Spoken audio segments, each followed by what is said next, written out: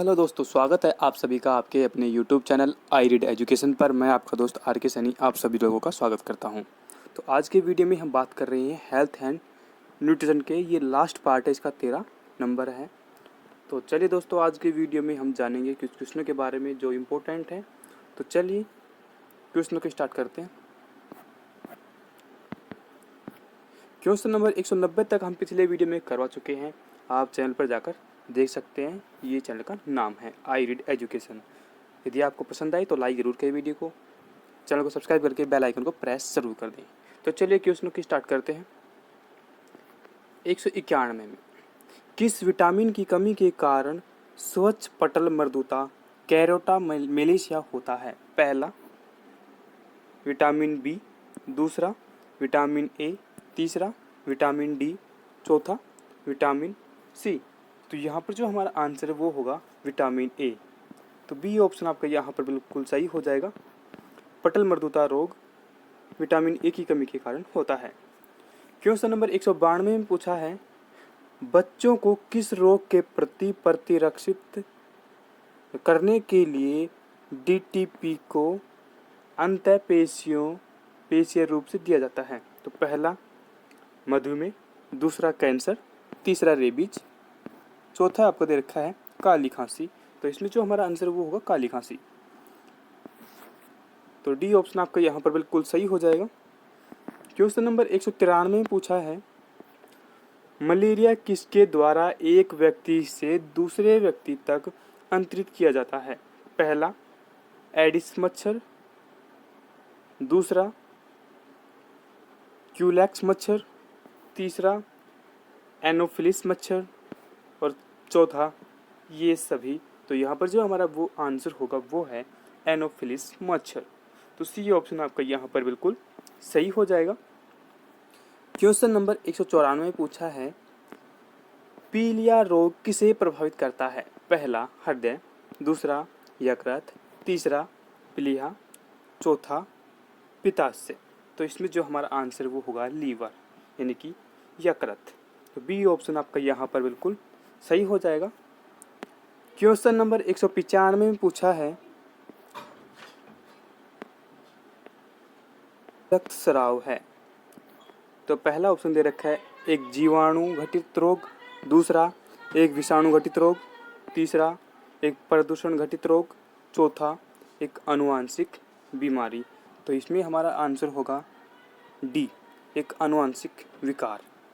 तो D option आपका यहाँ पर बिल्कुल सही हो जाएगा। अच्छा है, HIV क्या है?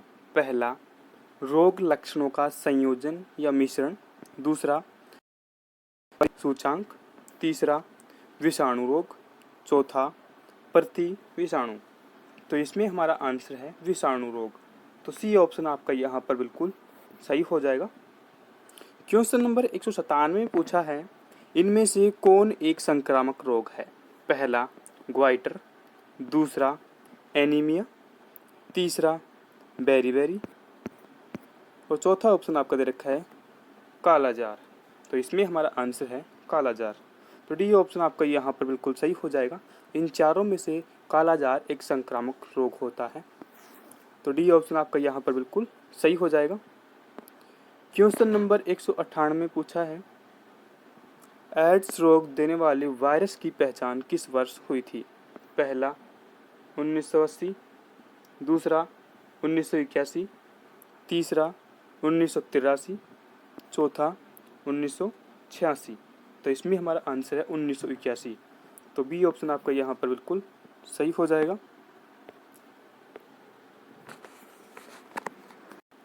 क्वेश्चन नंबर 199 में पूछा है, घातक मलेरिया फैलाने वाले मलेरिया परजीवी कैसे होते हैं? तो पहला ऑप्शन दे रखा है प्लेज्मोडियम मलेरियाई होते हैं, दूसरा प्लेज्मोडियम फैल्सिफेरम होते हैं, तीसरा दे रखा है प्लेज्मोडियम वाइवेक्स होते हैं और चौथा आपका दे रखा है प्लेज्मोडियम ओवेल होते हैं। तो इसमें जो हमारा आंसर वो होगा प्लेज्मोडियम मलेरियाई। तो पहला ऑप्शन आपका यहाँ पर बिल्कुल सही हो जाएगा।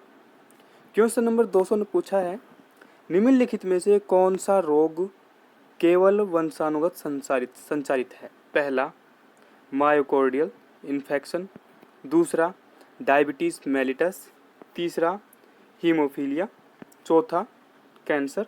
तो इसमें जो हमारा आंसर होगा वो होगा हीमोफीलिया। तो सी ऑप्शन आपका यहाँ पर बिल्कुल सही हो जाएगा। हीमोफीलिया एक वंशानुगत संचारित रोग होता है। क्वेश्चन नंबर 201 में पूछा है मलेरिया मादा एनाफिलीज से फैलता है, इसकी खोज सबसे पहले किसने की थी? पहला रॉबर्ट कोच ने, दूसरा रोनाल्ड रॉस ने, तीसरा एडवर्ड जेनर ने, चौथा लुई पास्टर ने। तो इसमें हमारा आंसर होगा रोनाल्ड रॉस। तो बी ऑप्शन आपका यहाँ पर बिल्कुल सही हो जाएगा। इन्होंने रोनाल्ड रॉस ने मलेरियाई मादा एनाफिलीज मच्छर से फैलता है, इसके बारे में सबसे पहले इन्होंने बताया था। क्वेश्चन नंबर 202 में पूछा है निम्नलिखित में से कौन सा रोग विषाणुओं के कारण नहीं होता है? पहला पोलियो, दूसरा चेचक, तीसरा इन्फ्लुएंजा, चौथा टाइफाइड। तो यहाँ पर टाइफाइड हमारा आंसर हो जाएगा, जो वायरस के कारण नहीं होता है। तो डी ऑप्शन आपका यहाँ पर बिल्कुल सही हो जाएगा। क्वेश्चन नंबर 203 में पूछा है BCG का टीका कितनी उम्र में लगाया जाता है? तो ये थंबनेल पर दिया हुआ क्वेश्चन है। तो पहला ऑप्शन दे रखा है 2 से 3 वर्ष के भीतर, दूसरा 10 वर्ष में, तीसरा नवजात को, और चौथा दे रखा है आपका 15 दिन के अंदर। तो इसमें हमारा आंसर है नवजात शिशु को BCG का टीका लगवाया जाता है। तो सी ऑप्शन आपका यहाँ पर बिल्कुल सही हो जाएगा। चलिए क्वेश्चन नंबर 204 को देखते हैं।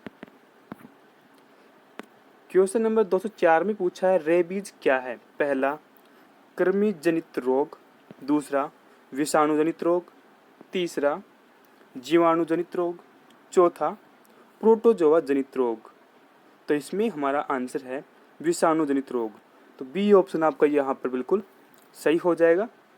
क्वेश्चन नंबर 205 में पूछा है फ्लैग किस से फैलता है? पहला जीवाणु, दूसरा प्रोटोजोआ, तीसरा विषाणु, चौथा इनमें सभी। तो इसमें हमारा आंसर है पहला जीवाणु से फ्लैग रोग फैलता है। तो क्वेश्चन नंबर 206 को देखिए, कौन सा रोग कवक के कारण होता है?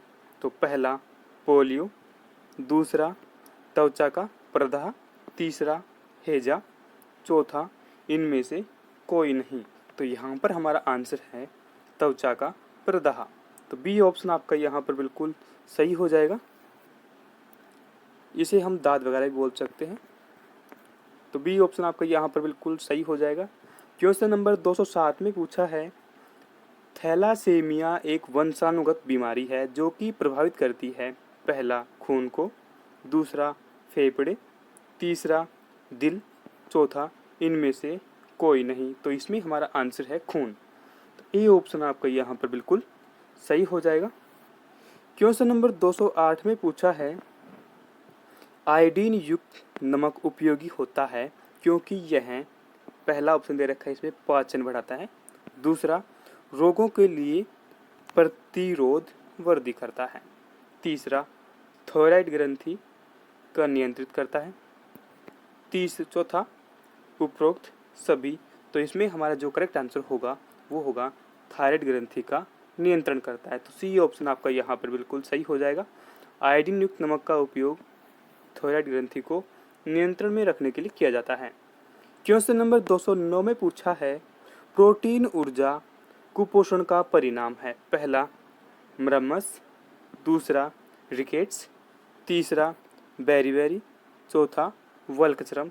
तो इसमें हमारा आंसर है वो होगा मरामस। ए ऑप्शन आपका यहाँ पर बिल्कुल सही हो जाएगा। प्रोटीन की कमी से ये रोग होता है।